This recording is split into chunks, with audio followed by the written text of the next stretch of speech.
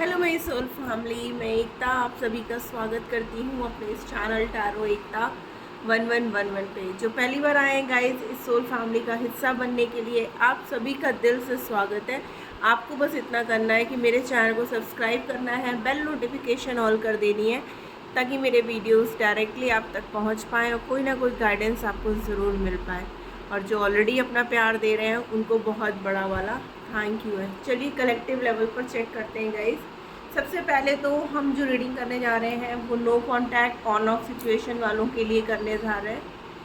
ये timeless reading होगी guys, जब भी आपके सामने आएगी आपसे रेजोनेट करेगी। कलेक्टिव और जनरल है तो प्लीज़ वैसे ही लीजिएगा।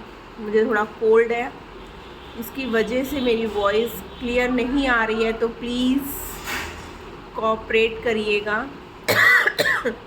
एंड चलिए, और गाइस कल रक्षाबंधन भी है, तो happy Rakshabandhan to all my soul family. ठीक है ना, आप अच्छे से मनाइएगा। आप लोगों ने प्यारी बहनें जो है उन्होंने बहुत प्यारी प्यारी मेहंदी भी लगवा रखी होगी, ट्रैवल भी कर रहे होंगे। होप सबका त्यौहार बहुत अच्छे से मनेगा। तो चलिए हम रीडिंग शुरू करते हैं। जैसा कि मैं आपको बता रही थी कि no contact on off situation वालों के लिए ये रीडिंग है। तो सबसे पहले हम जानने की कोशिश करेंगे कि प्रॉब्लम क्या है, क्यों आप लोग के बीच में आर्ग्यूमेंट्स हो जाते हैं, क्यों लड़ाइयाँ हो जाती हैं, ऐसा क्या है जिसकी वजह से थोड़े दिन तो रिश्ता सही से चलता है, फिर कोई ना कोई प्रॉब्लम आ जाती है। टैरो से क्लैरिफाई करते हुए हम उनके लव मैसेजेस भी देखेंगे। तो चलिए लेके प्रभु का नाम हम शुरू करते हैं। आप अपने पर्सन का नाम ले लीजिए ताकि मैं ज़्यादा से ज़्यादा एनर्जीज ले पाऊँ और आपको मैसेजेस दे पाऊँ। Thank you angel divine, guide करिए मुझे। हमारे व्यूअर्स जिस किसी के बारे में भी सोच के ये रीडिंग देख रहे हैं, उनके पर्सन की लाइफ में प्रॉब्लम्स क्या हैं। फियर, पहला कार्ड आया है फियर। अब ये फियर किसी का भी हो सकता है। चीट, धोखे की energy.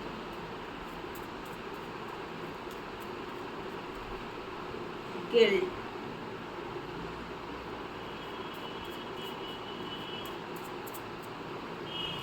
I miss you in every moment. Healing,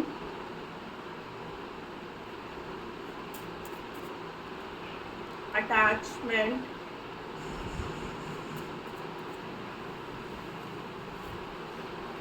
career, misunderstanding, clear communication, female,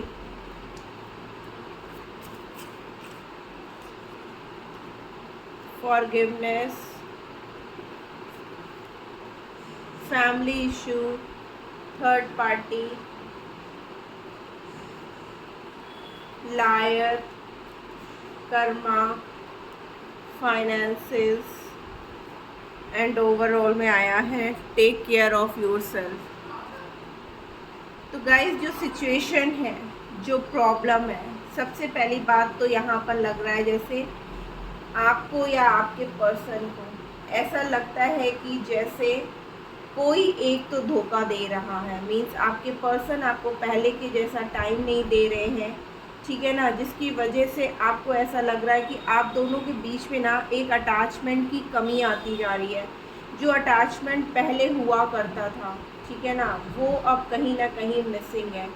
आपको खोने का डर है उन्हें, ठीक है ना, क्योंकि बहुत सी बातें आप लोग के बीच में ऐसी चल रही हैं जिसकी वजह से ना आप लोग के बीच में काफ़ी मिसअंडरस्टैंडिंग हुई है। और ये प्रॉब्लम हुई है क्लियर कम्युनिकेशन का ना होना, ठीक है ना, बार बार ब्लॉक कर देना, बार बार ऑन ऑफ सिचुएशन क्रिएट करना, और कोई भी बात हो तो उसको बैठ करके सुलझाना नहीं, ठीक है ना, बस एक दूसरे को ब्लेम दे देना और उसके बाद आर्ग्यूमेंट्स करके बात को वहीं ख़त्म कर देना।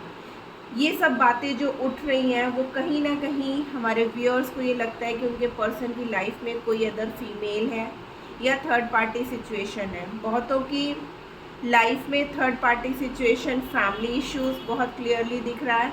कुछ के में फाइनेंसेस हैं, कुछ के में कैरियर है, ठीक है ना। आपके पर्सन का ये भी कहना है कि कर्मा हो सकता है। हमारे कुछ व्यूअर्स जो हैं यहाँ पर अपने कार्मिक पार्टनर से डील कर रहे हो, जिसकी वजह से भी बार बार ना आप लोग के बीच में जो है ना ये ऑन ऑफ सिचुएशन हो जाती है। आपको पेन मिलता है, दर्द मिलता है, इतना सब करने के बाद भी सिवाय ब्लेम, बातें सुनना, इसके अलावा उल्टा सीधा आपके पर्सन का आपको बोल जाना, ठीक है ना, मिसअंडरस्टूड करना, ये सब चीज़ें जो है ना आपके कार्मिक रिलेशनशिप को दिखाता है। आपके पर्सन को इस वक्त हीलिंग की बहुत ज़्यादा ज़रूरत है। वो आपसे माफ़ी मांगना चाहते हैं, उनको अपनी गलतियों का एहसास होता है कि पहले वो आपको बहुत ज़्यादा टाइम दिया करते थे, बट अब वो आपको उतना टाइम नहीं दे पा रहे हैं। लेकिन फिर भी वो आपसे यही कह रहे हैं कि मैं जीवन के हर पल मीन्स 24/7 तुम्ही को मिस करता हूँ। भले ही मैं तुमसे दूर हूँ, लेकिन तुमको अपना ख्याल रखना है। हम लोग के बीच में जो दूरियाँ आ रही हैं ना, ये हमारे मिसअंडरस्टैंडिंग की वजह से हो रही है। पहले हम लोग एक दूसरे को बहुत अच्छे से समझते थे, तो कभी हम लोग के बीच में कोई लड़ाई झगड़े नहीं होते थे। जब से हम लोग के बीच में क्लियर कम्युनिकेशन नहीं हो रहा है, तब से हम लोग जो है एक दूसरे को बहुत ज़्यादा मिसअंडरस्टैंड कर रहे हैं। एक दूसरे को धोखे का एहसास कराना, ये लगना कि हमारी लाइफ में कोई और है या उनकी लाइफ में कोई और है, बोल करके एक दूसरे को ब्लेम देना। बट ऐसा नहीं है। वो अपनी फैमिली इश्यूज़ ठीक करना चाहते हैं, ठीक है ना। वो चाहते हैं कि फैमिली इस रिश्ते के लिए तैयार हो जाए, फैमिली मान जाए। हो सकता है फैमिली नहीं मान रही हो आप दोनों के रिश्तों को ले करके, और आपके पर्सन जिसकी वजह से अभी उन्होंने आपसे जो है नो कॉन्टैक्ट सिचुएशन क्रिएट करके रखी है। लेकिन इस वक्त आप उनको समझने की बजाय उल्टा आप उनको ब्लेम दे रहे हो। आप उनको कह रहे हो कि तुम मेरे साथ धोखा कर रहे हो, और इस बात का उन्हें डर भी है कि कहीं ऐसा ना हो कि ये सारी बातें आप दोनों को टोटली सेपरेट कर दें। टावर मोमेंट ऑलरेडी आया हुआ है आप लोग के बीच में, ठीक है ना।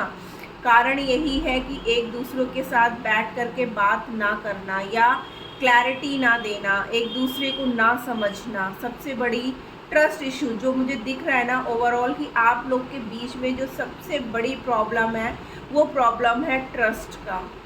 आपके पर्सन इस समय अपना कैरियर बनाने में, अपने फाइनेंसेस पे ज़्यादा ध्यान दे रहे हैं, आपकी तरफ कम दे रहे हैं। स्टार्टिंग में इस प्यार में उन्होंने बहुत टाइम दिया था आपको, और आप चाहते हो कि वो प्यार आपको वापस मिले, वैसा ही टाइम आपके पर्सन आपको दें।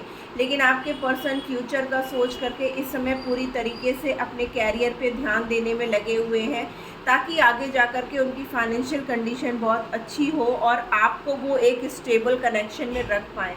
आपके लिए, आपकी खुशियों के लिए उन्हें किसी के सामने हाथ ना फैलाना पड़े।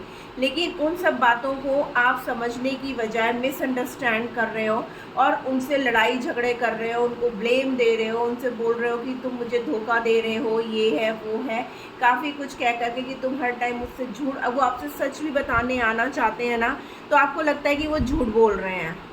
उनकी लाइफ में कोई और फीमेल आ चुकी है या मेल आ चुका है, ठीक है ना। थर्ड पार्टी सिचुएशन आप लोग के बीच में क्रिएट हो चुकी है, जिसकी वजह से जो है ना आप लोग के बीच में इतनी लड़ाई झगड़े हो रहे हैं। आपके पर्सन को इस बात का भी गिल्ट हो रहा है कि वो आपको समझा नहीं पा रहे हैं, चीज़ों को आपके सामने इतने अच्छे से प्रेजेंट नहीं कर पा रहे हैं जितना अच्छा उनको करना चाहिए, और ये इफ़ेक्ट आपके रिश्तों पे डाल रहा है, जिसकी वजह से आप दोनों के बीच में अटैचमेंट की कमी होती जा रही है। एक डर, दोनों तरफ से एक डर, और उनको ज़्यादा ही डर है कि कहीं इस तरीके से हालात बने रहे तो कहीं वो आपको अपनी लाइफ से खो ना दें। तो आप लोग के बीच में जो लड़ाई झगड़े का प्रॉब्लम है, इशू है, तो वो ये है गाइज। अगर इतना आपसे रेजोनेट किया है तो आगे की रीडिंग भी आपसे रेजोनेट करेगी ही करेगी, ठीक है ना। चलिए अब हम टैरो से देखते हैं और क्या प्रॉब्लम्स आ रही हैं आपकी लाइफ में, उनके करंट सिचुएशन क्या है।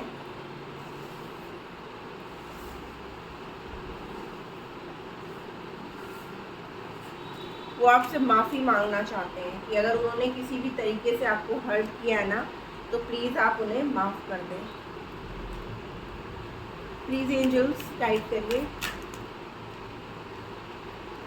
First card is 9 of cups, 4 of cups, cancer, Scorpio, Pisces की एनर्जी है guys. The word,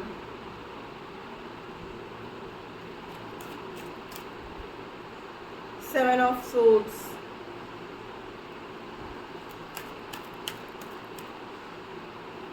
five of wands, queen of wands,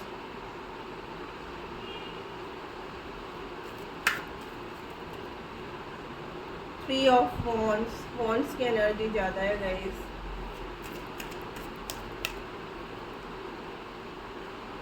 the hermit, the emperor,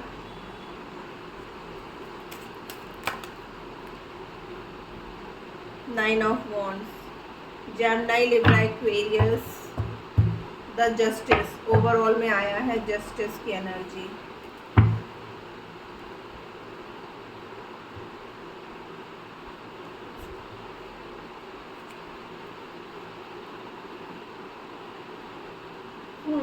कहीं ना कहीं वो चाहते हैं कि उनकी विश फुलफिल हो, और ये आप भी चाहते हो। ऐसा नहीं है कि आज आपको उनका वेट नहीं है, आज आप भी उनका वेट कर रहे हो। कहीं ना कहीं आपको भी उनके वापस आने का इंतज़ार है गाइस। अगर नहीं होता तो आप ये रीडिंग ना देख रहे होते। आप ये रीडिंग देख रहे हो, इसका मतलब कहीं ना कहीं दिल के किसी कोने में आप आज भी उनका इंतज़ार कर रहे हो कि वो वापस आएंगे। ऐसे कैसे इस रिश्ते को तोड़ करके वो जा सकते हैं, जबकि हम दोनों के बीच में इतना अटैचमेंट था, इतना प्यार था एक दूसरे के लिए। ऐसा क्या है आप जानना चाहते हो, ठीक है ना। आप बार बार उनसे इन्हीं सब बातों को लेकर के लड़ रहे हो, झगड़ रहे हो। आपको क्लैरिटी नहीं दे रहे थे आपके पर्सन पास्ट में, जिसकी वजह से जो है ना आप उनकी कोई भी बात सुनने के लिए तैयार नहीं थे। यहाँ पर आप पूरी तरीके से अपनी पावर में आ चुके थे, क्योंकि काफ़ी टाइम से आपको ऐसा लग रहा था कि जैसे आपके पर्सन ना आपको मैनिपुलेट करने की कोशिश कर रहे हैं, आपको धोखा दे रहे हैं, गलतियाँ कर रहे हैं, लेकिन उस चीज़ को वो छुपा रहे हैं। लेकिन ऐसा नहीं था। अभी वो क्या हो गया कि बिल्कुल अकेले पड़ चुके हैं, अकेलेपन में जी रहे हैं, ठीक है ना। वो पूरी तरीके से अपनी हीलिंग में आ चुके हैं, क्योंकि उनको ये डर है कि आपको अब क्यों नहीं फ़र्क पड़ रहा, आपको उनके होने ना होने से अब क्यों नहीं फ़र्क पड़ रहा। ऐसा क्या है, क्या मैं सच में किसी थर्ड पार्टी सिचुएशन में आ चुका हूँ? ऐसा नहीं है, फिर आपको मेरे ऊपर विश्वास क्यों नहीं है? मीन्स ये आपके पर्सन की थिंकिंग है कि ऐसा कुछ ना होने के बावजूद आपने ना एक अपना जो है ऐसा सोच लिया, अपना ख्याल बना लिया है कि मेरी लाइफ में जो है ना कोई और आ गया है और मैं किसी और के कहने पे चलने लगा हूँ और आपसे दूरियाँ क्रिएट कर रहा हूँ। बट ऐसा नहीं है, वो खुद से अब आपके पास आने की सोच रहे हैं, खुद से वापस से। उनको डर भी है कि कहीं ऐसा ना हो कि वो आपसे अपनी गलतियों की माफ़ी मांगे और आप उनको माफ़ ना करो, बल्कि और ज़्यादा आप उनकी फीलिंग्स को हर्ट कर दो, क्योंकि वो आप पूरी तरीके से जो है ना आपकी तरफ अपना ईगो भी साइड में रख करके आना चाहते हैं।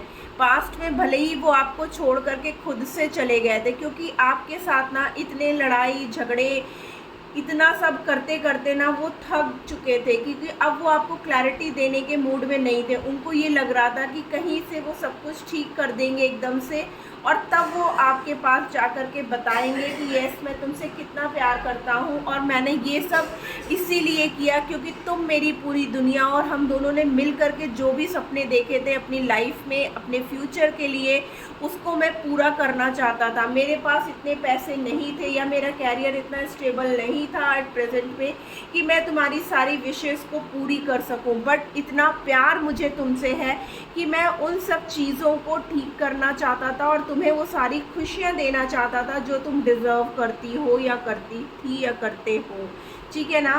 तो मैं उन सब को ठीक करने की वजह से तुम्हारे से मैंने दूरियां क्रिएट की, लेकिन हर पल मुझे सिर्फ़ और सिर्फ तुम्हारा ही ख्याल आता था। मुझे हर पल सिर्फ़ और सिर्फ वो आपको ही मिस कर रहे थे।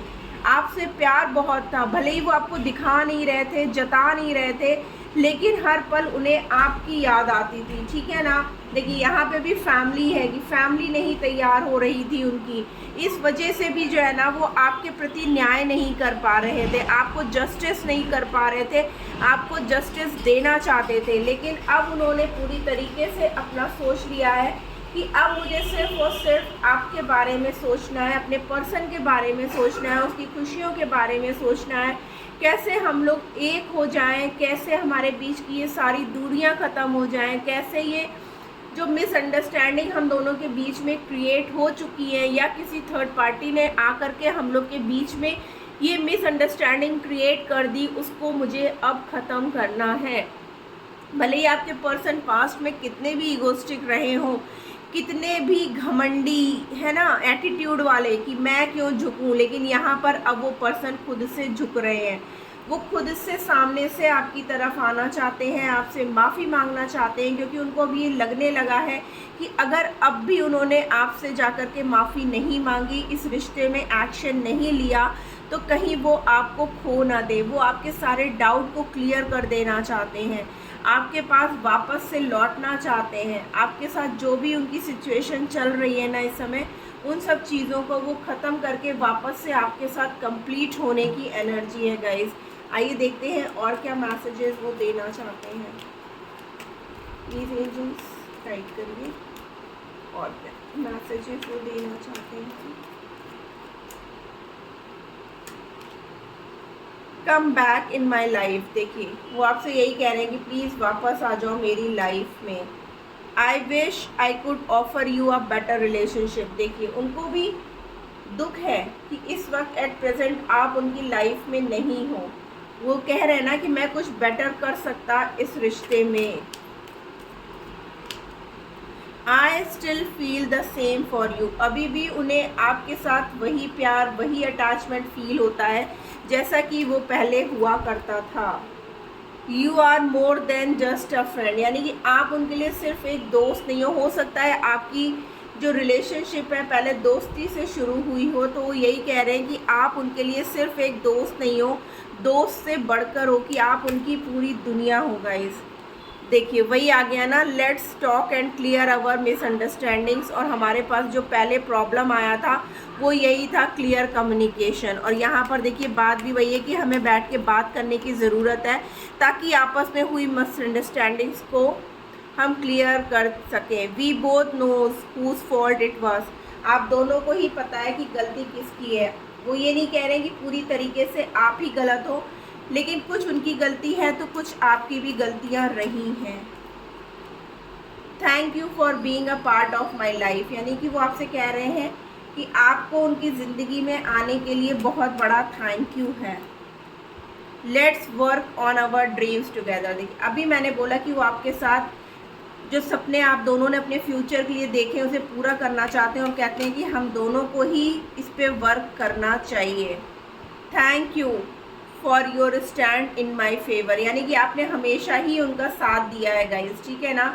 और उन्हें इस बात का एहसास है कि आगे भी आप उनका साथ ऐसे ही देते रहोगे।